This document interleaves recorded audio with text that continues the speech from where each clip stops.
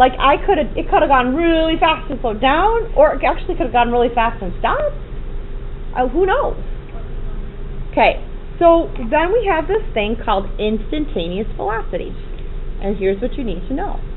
The instantaneous velocity, if you see those words, that is the derivative of the position. Okay, and so you are going to see it maybe written as dx dt, because isn't that another way of change in position? Okay. Why is it S? I don't know. It just is. Because I ran out of other ones. Same thing in physics, right? See what? Isn't the same thing in physics? Your position functions are often written as f of t or s equals l. Okay. So, and you might also think of it this way. As the change in time goes to 0, you might not like this, that's okay. Okay, as the change in time goes to 0, as I start to zoom in on one teeny tiny measurement of time, it's f of t plus delta t minus f of t over delta t. Hey, what does that look like? Kind of, sort of. The what? The derivative. Okay. So right now, what you need to understand is if I ask you to find the instantaneous velocity, you are going to be using the derivative of the position. But if I ask for the average velocity, you got to try to think before you ever knew any calculus. How would you have found that before with no calculus? That's not a calculus thing. I'll put that right here. Not a calculus thing. What's that? I don't know even when, because we talk about it like even in science or in Algebra 1. You know, how do you find the speed of something? The car traveled 10 hours and then went 50 miles. So then we have acceleration. You hopefully know what acceleration is. There is such a thing of instantaneous acceleration, and it's the derivative of the velocity. Does it make sense then that it's the double derivative of the position? Because isn't the derivative of the velocity going to be, you take the derivative to find it, and then you take the derivative again. Okay. Again, if I asked for somebody's average acceleration, that's just the change in their velocity over the change in time. That would not involve calculus. So really be careful of those words, average and instantaneous. Okay. In general, let's see if we can do this. You guys finish it off for me. Instantaneous rate of change of f with respect to x at a, so f prime of a is, you guys tell me the limit as what? H goes to 0 of f of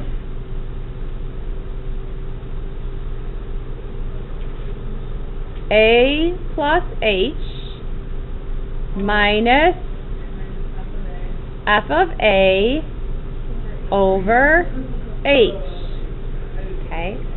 However, we have learned now shortcuts for this, correct? Okay. Instantaneous velocity is the derivative of the position with respect to time.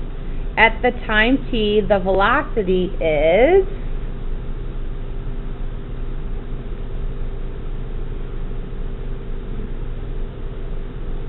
at the time t, I'm trying to figure out what I wanted to write there. Velocities are at the time t, the velocity is, s prime of t, or f prime of t, depending on how you're thinking of it. Okay.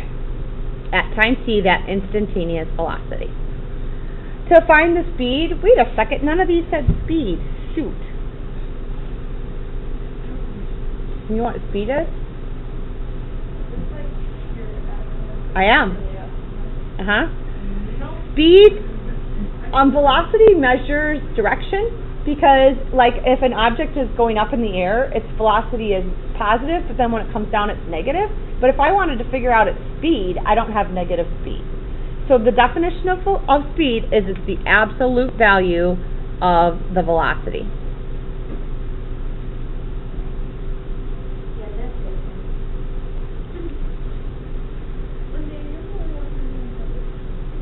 Okay, acceleration is the derivative of velocity with respect to time. If a body's velocity at time t is v of t equals ds dt, to find the acceleration, a of t, we would take the derivative of the velocity, which makes it the double derivative of the position, or written this way, it's d squared s dt squared. Why is it so What's that?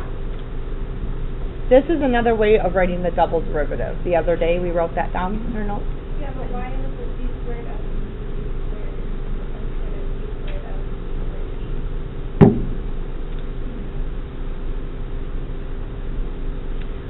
Because this is representing that you're doing the double derivative, so second change, you're doing the second change.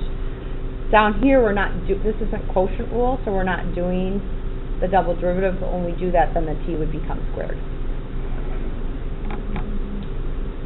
Think about this. If you took the derivative of t to the negative 1, if you were thinking of it in that way, wouldn't the negative 1, t to the negative second, wouldn't it be 1 over t squared?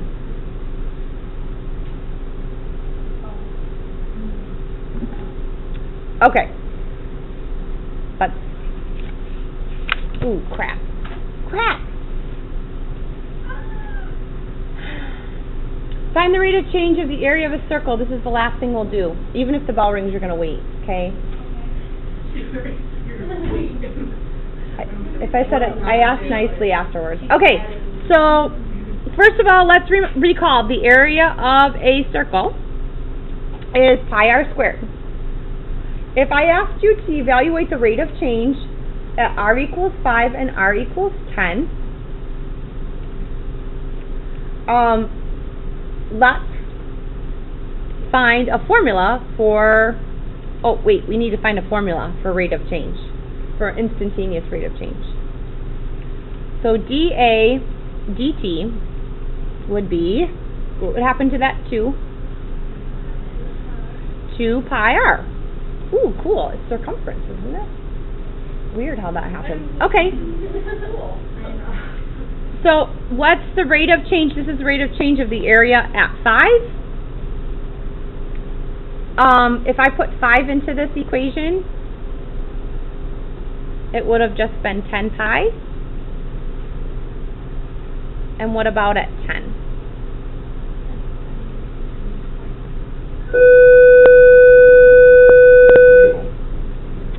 Okay, and then the last thing we're going to do. If r is measured in inches and a is measured in square inches, what unit would be appropriate for dA dr? So let's see, how is the area changing? And what kind of unit is area? What kind of unit? Okay, so what, where change in square inches over change in inches. So in other words, the area is changing in square inches as the radius is changing in just inches.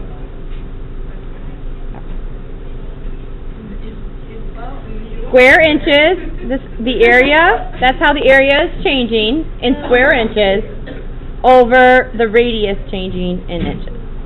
Okay guys, so here's the deal. I want you to look at